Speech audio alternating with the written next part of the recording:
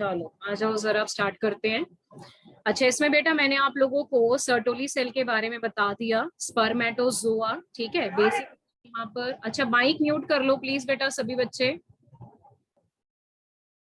अभी इसमें मैं आपको बता रही थी कि हर एक सेमिनिफेरस टिब्यूल के अंदर आपको दो तरह के सेल मिलेंगे। एक हमारे पास है male germ cell which is known as a spermatogonia, तो वो ये रहा हमारे पास, ठीक है। जो बाहर की तरफ ये राउंड सेल आप लोगों के पास पड़े हैं सेमिनिफेरस टिब्यूल के बिल्कुल इधर की तरफ, और ये स्पर्मेटोगोनिया डिप्लॉइड सेल हैं, इनको मेल जर्म सेल बोला जाता है।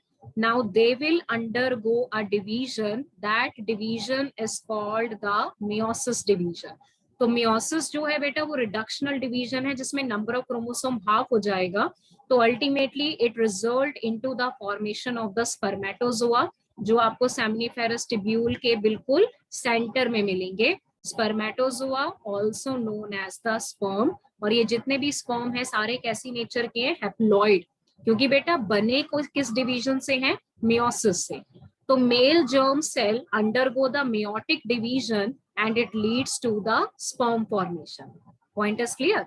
सर्टोली सेल जो है वो न्यूट्रिशन प्रोवाइड करेंगे जर्म सेल को, यानी कि स्पर्मेटोगोनिया को, और even they provide the nourishment to the developing sperms. Is it clear? अब बेटा आप सेमिनिफेरस टिब्यूल के बाहर आ जाओ। ये मैं जैसे पूरा सर्कल अप कर देती हूँ, this is like one seminiferous tubule, दूसरा मैंने सर्कल कर दिया, ये हमारा सेकंड सेमिनिफेरस टिब्यूल है, ठीक है। दो सेमिनिफेरस टिब्यूल के बीच में देखो जो ये जगह आप लोगों के पास है, इसमें आपको बहुत सारे छोटे छोटे सेल्स नजर आएंगे, ठीक है। पहली बात तो जो ये स्पेस है इसको इंटरस्टिशियल स्पेस बोला जाता है। क्या बोला जाता है स्पेस को? The space is called interstitial space, जो कि सेमिनिफेरस टिब्यूल के बीच में है। दो सेमिनिफेरस टिब्यूल के बीच की जगह को बोला जाता है इंटरस्टिशियल स्पेस। क्लियर? उसके अंदर जो सेल आपको मिल रहे हैं, there are number of the cell which are called interstitial cell. जहां मिलेंगे उसी के नाम पे इसका नाम रखा जाता है interstitial cell, and these cells are also known as the Leydig cell after the name of the scientist, ठीक है। तो ये जो लेडिक सेल हैं ये बनाते हैं हॉर्मोन्स। हॉर्मोन्स को नाम दिया जाता है एंड्रोजन, और एंड्रोजन का सबसे कॉमन एग्जाम्पल कौन सा आता है? Testosterone. The most common example of androgen is testosterone, जो कि मेल का सबसे इंपॉर्टेंट सेक्स हार्मोन है। एंड्रोजन बेटा क्लास का नाम है, उसी के अंदर एक एग्जाम्पल है टेस्टोस्टेरोन। तो बेसिकली जो मेल के केस में हॉर्मोन्स बनाने का काम है वो कौन से सेल करेंगे? Interstitial cell which are called Leydig cell, ठीक है। लेडिक सेल प्रेजेंट कहाँ पे होते हैं? These are present outside the seminiferous tubule. Seminiferous tubule से बाहर प्रेजेंट होते हैं, और ये क्या सिक्रेट करते हैं? They synthesize and secrete the testicular hormone. Testicular means which is coming out from the testis. Now that hormone is called androgen, और एंड्रोजन की कौन सी एग्जाम्पल है जो हम पढ़ेंगे? टेस्टोस्टेरोन। Point is clear? इसके अलावा जो इंटरस्टिशियल स्पेस है बेटा, यहाँ पर हमें एक और सेल नजर आएंगे, ठीक है। इन सेल्स को यहाँ पर नाम दिया जाता है immunocompetent cell. So these cells are called immunologically competent cells. अभी आपकी बुक में लेबल नहीं है, लेकिन ये भी हमें कहाँ मिलेंगे? लेडिक सेल के आसपास मिलेंगे हमेशा। इनको क्या बोला जाता है? Immunologically competent cell. So obviously इनका काम क्या रहेगा? Protection to the testis. किसको प्रोटेक्शन प्रोवाइड करना? टेस्टिस को। That is why they are called immunologically competent cell, because they provide immunity, they provide a sort of protection to the testis and to the seminiferous tubule. तो ये बेटा हम लोगों के पास था रिगार्डिंग द सेमिनिफेरस टिब्यूल, ठीक है, जो प्रेजेंट है टेस्टिस के अंदर। Is the part which is responsible for the sperm production. Clear हो गया बेटा? Take the screenshot. मैम ये इम्यूनोलॉजिकल कंप्लीट सेल एक बार रिपीट करना। बेटा इम्यूनोलॉजिकली कॉम्पिटेंट सेल उनका नाम रखा गया है क्योंकि उनका मेन काम रहता है प्रोटेक्शन प्रोवाइड करना, टेस्टिस को प्रोटेक्शन, सेमनीफेरस टिब्यूल को protection against any kind of the pathogen foreign particle जिनसे उनको नुकसान है उससे उनको बचाते हैं, इसलिए इनको बोला जाता है immunologically competent cell. Clear? Ma'am ma'am interstitial space से रिपीट करना मैम एक बार। बेटा इंटरस्टिशियल सेल उनको बोला जाता है जो इंटरस्टिशियल स्पेस में प्रेजेंट होते हैं सेमनीफेरस टिब्यूल के बाहर।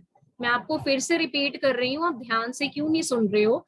इंटरस्टिशियल सेल कहाँ पड़े हैं? यहाँ पड़े हैं। This is the space which is outside the seminiferous tubule, और इस स्पेस को क्या बोला जाता है? Interstitial space.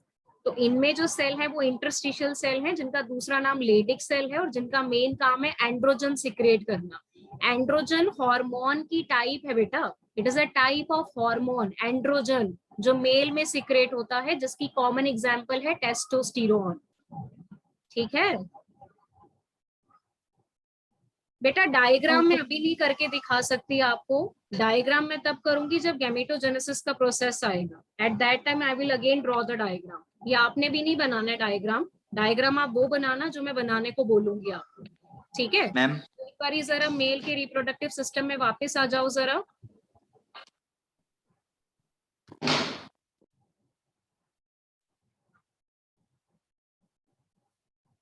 So this was the diagram for the male reproductive system। तो इसमें जो टेस्टिस था वो कवर हो चुका है, that is the primary sex organ in case of male. ठीक है, तो इसका मेन काम भी हमने देख लिया, सेमनीफेरस टिब्यूल का डायग्राम भी खत्म हो गया। अब बेटा टेस्टिस में अगर आपको लॉन्गिट्यूडनल सेक्शन याद हो टेस्टिस का, तो लॉन्गिट्यूडनल सेक्शन में मैंने आपको बताया था कि हर एक कंपार्टमेंट के अंदर सेमनीफेरस टिब्यूल प्रेजेंट है और सेमनीफेरस टिब्यूल से निकलती हैं बहुत ही शॉर्ट ट्यूब्स। ये देख रहे हो, सेमनीफेरस टिब्यूल से क्या निकलती हैं? शॉर्ट ट्यूब्स बाहर की तरफ। तो इन सारी शॉर्ट ट्यूब्स को हमने यहाँ पर क्या नाम दिया था? These are called tubuli recti. याद है ना आपको? टिब्यूले रेक्टे जो हैं वो आपस में जुड़ के बनाती हैं एक नेटवर्क। तो जब ये सारी शॉर्ट ट्यूब आपस में जुड़ गई तो यहाँ पर आप लोगों के पास बन जाता है एक नेटवर्क, छोटी छोटी ट्यूब्स को मिला के।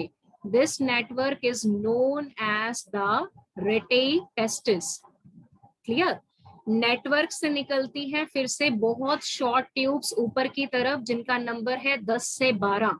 इन शॉर्ट ट्यूब्स को यहाँ पर नाम दिया जाता है वासा इफ्रेंशिया। क्या बोला जाता है इनको? वासा इफ्रेंशिया। क्लियर? तो अब यही वाला नेटवर्क बेटा हमने कंटिन्यू करना है आगे। अब इसके बारे में पढ़ते हैं जरा, तो आ जाओ जरा नेक्स्ट स्लाइड के ऊपर। तो नेक्स्ट स्लाइड पे अब हम लोगों के पास क्या है? मेल के केस में असेसरी डक्ट। असेसरी डक्ट का मतलब जो स्पर्म का कंडक्शन करती है, जो स्पर्म की मूवमेंट में हेल्प करती है। तो इसमें सबसे पहले टिब्यूले रेक्टे आएगा जो यहाँ पर मिसिंग है आप लोगों के पास। ठीक है, सबसे पहले क्या आता है? टिब्यूले रेक्टे। देन उसके बाद वो जाके खुलते हैं रेटे टेस्टिस में, और रेटे टेस्टिस आगे जाके किस में खुलती हैं? वासा इफ्रेंशिया। तो वासा इफ्रेंशिया की अगर हम यहाँ पर बात करें तो ये है कम से कम 10 to 12 शॉर्ट ट्यूब्स। कैसी होती हैं? 10 to 12 short tubes, and these are lined by the ciliated epithelium. किससे कवर्ड होती हैं? सिलिएटेड एपिथेलियम से। तो जब इनके सीलिया बेटा बीट करेंगे there will be the movement of the sperm. ठीक है, और यही वासा इफ्रेंशिया आगे जाके किस में ओपन होती है? एपिडिडेमस में। किस में ओपन कर जाती है? एपिडिडेमस में। क्लियर? तो वासा इफ्रेंशिया टेस्टिस को लीव करेंगी और किस में ओपन कर जाएंगी? एपिडिडेमस में। क्लियर? एपिडिडेमस आगे जाके किस में खुलता है? वास डिफरेंस में। किस में खुलेगा? वास डिफरेंस में। तो अगर हम यहाँ पर बेटा एपिडिडेमस की बात करें तो epididymis is approximately 6 metre long tube. कम से कम 6 मीटर लंबी ट्यूब है। अब आप सोच लो कितनी लंबी होगी। ठीक है, लेकिन दूसरी बात, ट्यूब का डायमीटर बहुत कम है बेटा। लंबी जरूर है लेकिन डायमीटर बहुत कम है, तो it is like a coiled tube. तो टेस्टिस के पोस्टीरियर सरफेस पे आपको क्लियर कट नजर आती है। कहाँ नजर आती है? On the posterior surface of each testis. मैं आगे दिखाऊंगी डायग्राम में, ठीक है। और कितने पार्ट्स में डिवाइडेड है बेटा? It is actually divided into 3 parts. कितने पार्ट्स में डिवाइडेड है? 3 पार्ट्स में। फर्स्ट पार्ट कौन सा आता है? कैपुट एपिडिडेमस। सेकंड पार्ट कौन सा आता है? कॉर्पस एपिडिडेमस। और थर्ड पार्ट कौन सा आता है? काउडा एपिडिडेमस। तो ये तीनों पार्ट बेटा किसके पार्ट हैं? एपिडिडेमस के, ठीक है। एपिडिडेमस कहाँ प्रेजेंट है? On the posterior surface of each testis. Posterior मतलब पीछे की तरफ। So these are the 3 part of epididymis. अब क्वेश्चन आपसे पूछा जाएगा एपिडिडेमस के फंक्शन के बारे में। तो एपिडिडेमस का काम होता है, यहाँ पर टेम्पररी स्टोरेज होगा किसका? स्पर्म का। There will be temporary storage of sperm, यानी कि स्पर्म थोड़े टाइम के लिए कहाँ स्टोर हो जाते हैं? एपिडिडेमस में, ठीक है।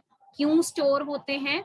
क्योंकि बेटा जो स्पर्म है वो गेन करते हैं maturity and motility in the epididymis. तो स्पर्म क्या गेन करते हैं? Maturity and motility in the epididymis. तो एपिडिडेमस के बेटा 2 फंक्शन है, ध्यान से देखो। पहली बात तो सेमिनिफेरस टिब्यूल में जो स्पर्म बनते हैं वो लेस मोटाइल होते हैं। मोटाइल जरूर होंगे लेकिन लेस मोटाइल होंगे। बनने के बाद वो सबसे पहले एंटर होते हैं टिब्यूले रेक्टे में, उसके बाद वो जाते हैं रेटे टेस्टिस में, फिर वो जाते हैं वासाई फ्रेंचिया में, वासाई फ्रेंचिया के बाद वो जाएंगे एपिडिडेमस में। अब एपिडिडेमस है 6 मीटर लंबी ट्यूब, इसलिए स्पर्म को इसके अंदर टाइम लगता है इसको क्रॉस करने में। तो हम ये भी बोल सकते हैं कि एपिडिडेमस के अंदर स्पर्म जो है वो टेम्पररी टाइम के लिए क्या हो जाते हैं? स्टोर हो जाते हैं। पहला पॉइंट। दूसरा, एपिडिडेमस के अंदर जो स्पर्म है वो क्या गेन करते हैं? Maturity and motility. मैच्योरिटी मतलब दे become more mature.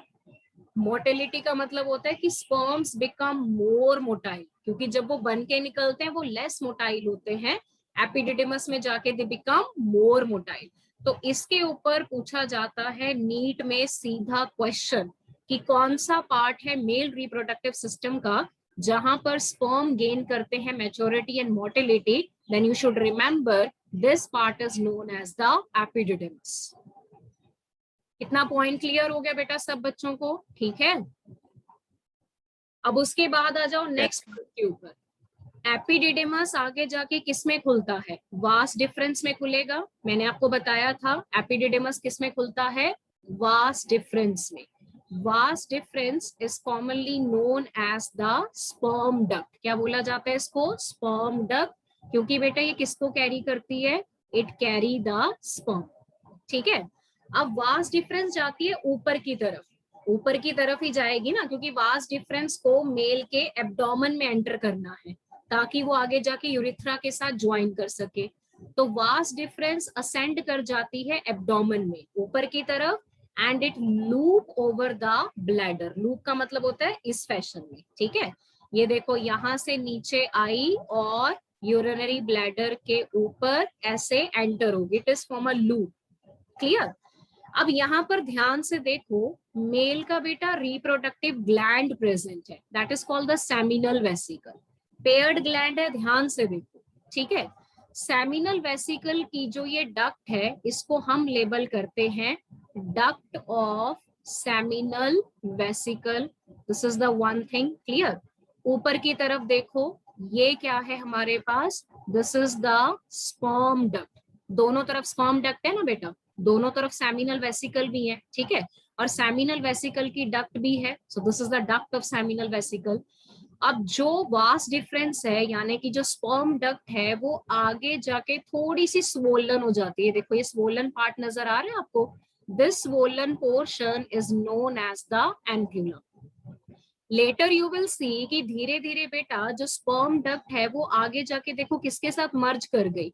Sperm duct merge with the duct of seminal vesicle, ठीक है। तो एक पहली बात कि जो हमारे पास स्पर्म डक्ट है वो मर्ज कर जाती है किसके साथ? It merge with the duct of seminal vesicle. तो स्पर्म डक्ट बेटा किसके साथ जाके मर्ज हो गई? It merge with the duct of seminal vesicle. Point is clear? अब दोनों तरफ बेटा स्पर्म डक्ट है, दोनों तरफ सेमिनल वेसिकल है, तो मर्ज भी तो दोनों तरफ ही होगा।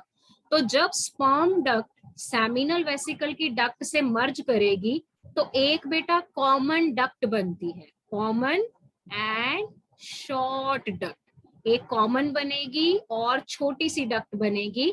इस डक्ट को नाम दिया जाता है इजैक्यूलेटरी डक्ट। क्या बोला जाता है इस डक्ट को यहाँ पर?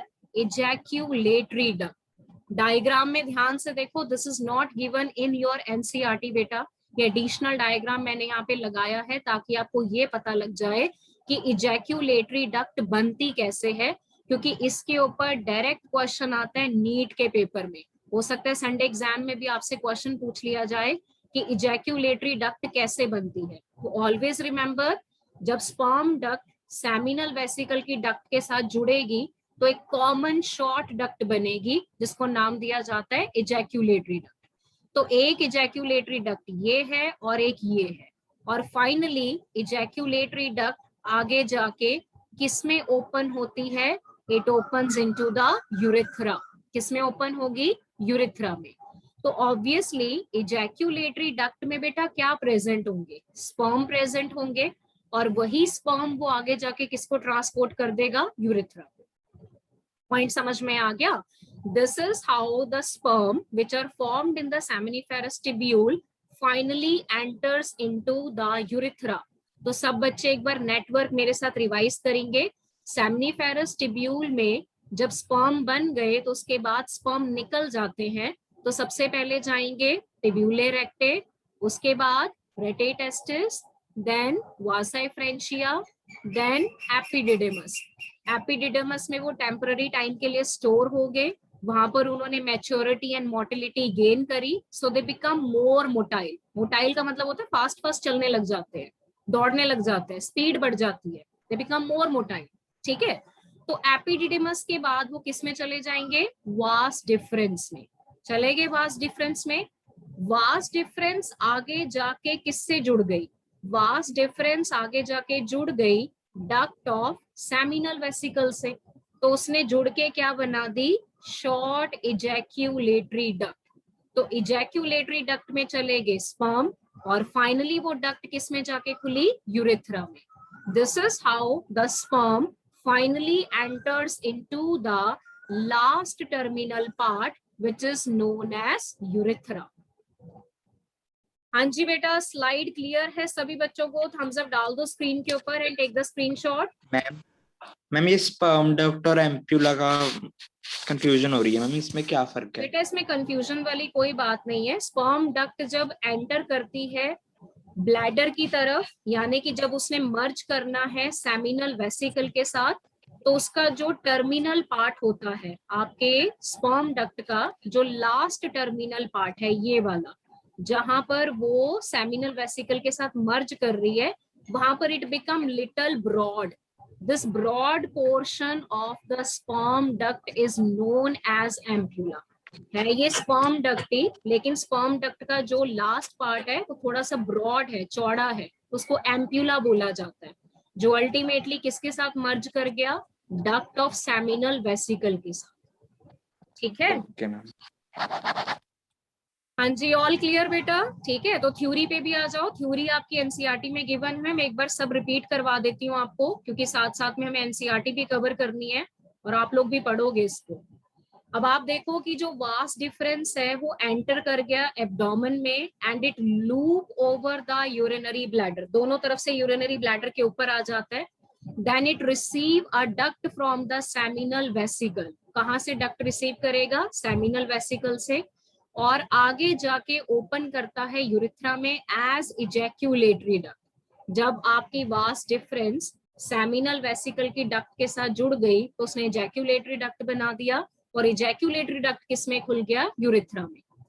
इन डक्ट्स का बेटा काम क्या होता है? This is again an important question for the NEET exam. These ducts store and transport the sperm from the testis to the outside through the urethra. ये जितने भी डक्ट आप पढ़ते हो ना, रेटेई टेस्टिस, वासा efferentia, एपिडिडेमस, vas deferens, ejaculatory duct, इन सारी duct का बेटा काम क्या होगा? इनका काम होगा स्पर्म का ट्रांसपोर्टेशन करना, स्टोरेज करना, ताकि अल्टीमेटली स्पर्म कहाँ पहुंच जाए? यूरेथ्रा में।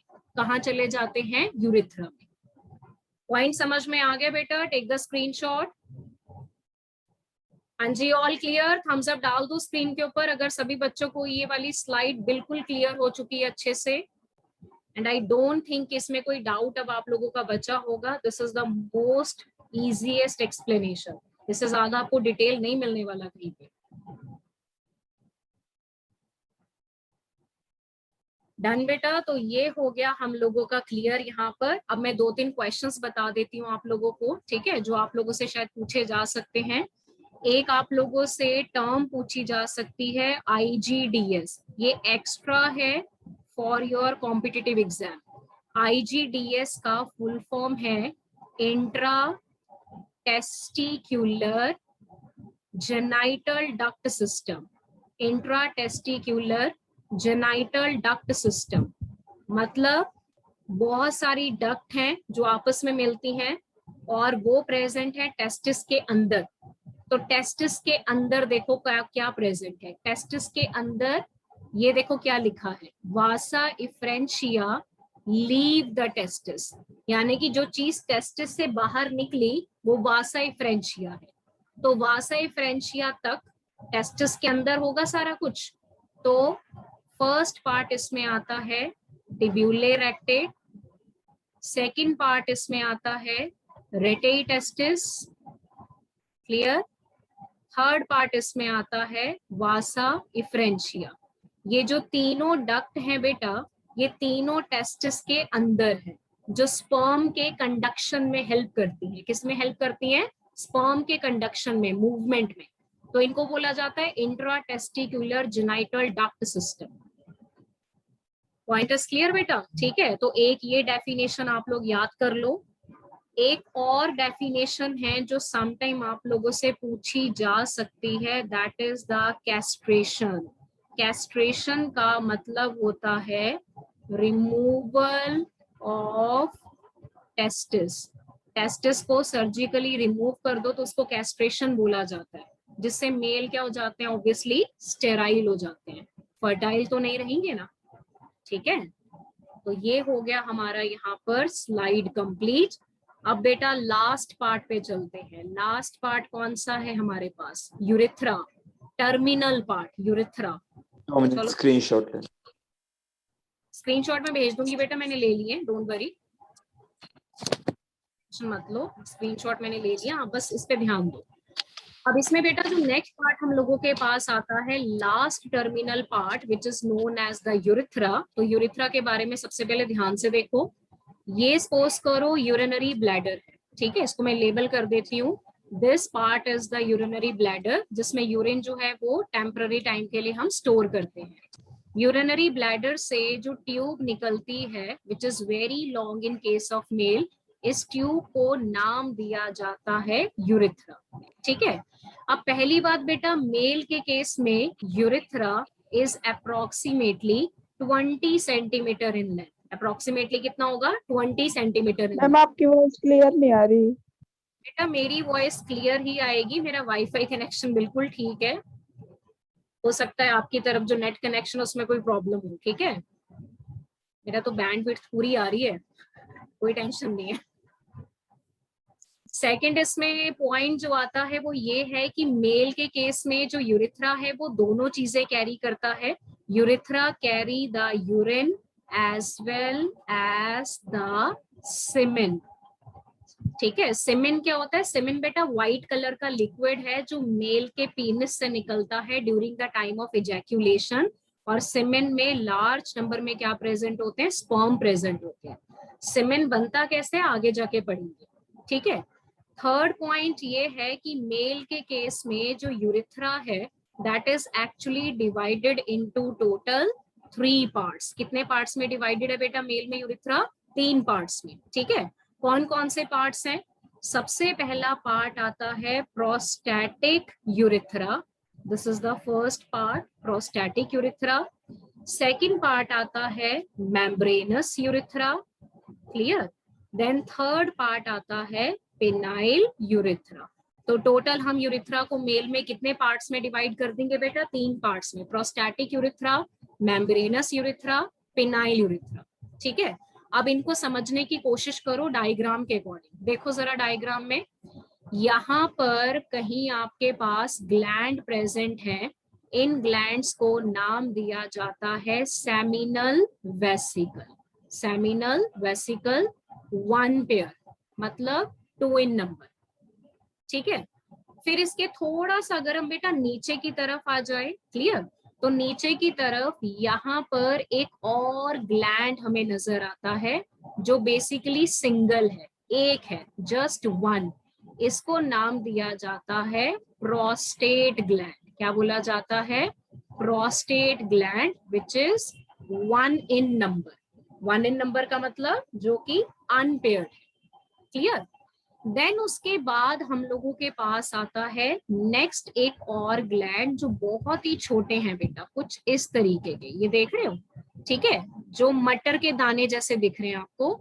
These two are known as the Cowper's gland और you can say the bulbo urethral gland. क्या नाम है? कॉपर्स ग्लैंड और बल्बो यूरिथ्रल ग्लैंड। मैं यूरिथ्रा डिलीट कर देती हूँ, नहीं तो बच्चों को कंफ्यूजन होगा यहाँ पर। ठीक है, तो 3 तरह के ग्लैंड दिख गए आपको, ध्यान से देखो जरा। पहला बन गया सेमिनल वेसिकल, दूसरा प्रोस्टेट ग्लैंड और तीसरा कॉपर्स ग्लैंड। और कॉपर्स ग्लैंड का भी कितना है? 1 पेयर, मतलब 2 पेयर्ड है और एक अनपेयर्ड है बेटा। ठीक है, अब आप ये देखो ध्यान से कि यूरिथ्रा को हमने 3 पार्ट्स में डिवाइड करा, तो तीनों पार्ट्स का बेटा मतलब क्या है? तीनों पार्ट्स का मतलब ये है कि जो प्रोस्टैटिक यूरिथ्रा है, it is that part of the urethra which is surrounded by prostate gland. It is that part of the urethra which is surrounded by prostate gland. समझ गए? ठीक है, तो कौन सा पार्ट हुआ डायग्राम में? ध्यान से देखो जरा। This portion of the urethra is known as the prostatic urethra because it is surrounded by the prostate gland. Clear हो गया? Membranous urethra, it is the short part of urethra. ये बेटा यूरिथ्रा का ना बीच वाला शॉर्ट पार्ट है। कौन सा? ये वाला, which is not surrounded by any gland. ध्यान से देखो, प्रोस्टेट ग्लैंड से जो सराउंडेड है वो तो प्रोस्टैटिक यूरिथ्रा है, लेकिन जो उसके नीचे वाला छोटा सा पार्ट है उसको मेम्ब्रेनस बोला जाता है, which is not surrounded by any gland. तो इसको हम यहाँ पर नाम देते हैं मेम्ब्रेनस यूरिथ्रा। हो गया आपके पास? ठीक है, लास्ट पार्ट आता है बेटा penile urethra. Penile urethra urethra का वो पार्ट है which is surrounded by penis, यानी कि जो पार्ट यूरिथ्रा का पेनिस के अंदर चला गया उसको हमने क्या नाम दे दिया? Penile urethra. ये मैं बना के आपको बता देती हूँ so that it should be clear.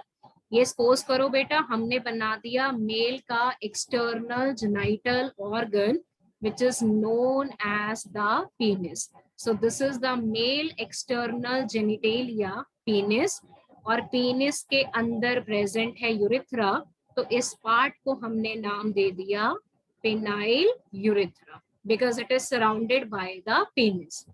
तो यूरिथ्रा का जो पार्ट बेटा प्रोस्टेट ग्लैंड से घिरा हुआ है उसको आप बोलोगे प्रोस्टैटिक यूरिथ्रा। जो प्रोस्टेट ग्लैंड के बाद छोटा सा पार्ट है दैट इज मेम्ब्रेनस यूरिथ्रा, और जो पार्ट यूरिथ्रा का पीनिस में एंटर हो गया वो पेनाइल यूरिथ्रा हो गया।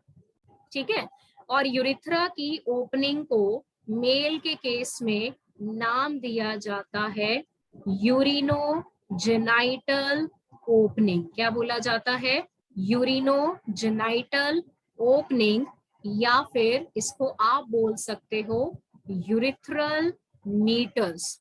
सिंपली आप इसको बेटा यूरिथ्रल मीटस भी बोल सकते हो। मीटस का मतलब होता है ओपनिंग, जिसके थ्रू यूरिथ्रा बाहर खुलेगा, तो उसको आप या तो यूरिथ्रल मीटस भी बोल सकते हो, या फिर मेल में उसको बोला जाता है यूरिनोजेनाइटल ओपनिंग। क्यों? क्योंकि इस ओपनिंग के थ्रू स्पर्म भी बाहर आते हैं और इसी ओपनिंग के थ्रू यूरिन भी बाहर आता है। लेकिन दोनों चीजें बेटा सेम टाइम पे नहीं आती है। It is not possible to release both the thing at the same time. Either एक टाइम पे या तो यूरिन आएगा या सीमेन आएगा, ठीक है, लेकिन दोनों सेम ओपनिंग से आते हैं, तो opening is known as urinogenital opening. So ये आप लोगों ने करना था मेल के लास्ट रिप्रोडक्टिव पार्ट से, which is known as the urethra.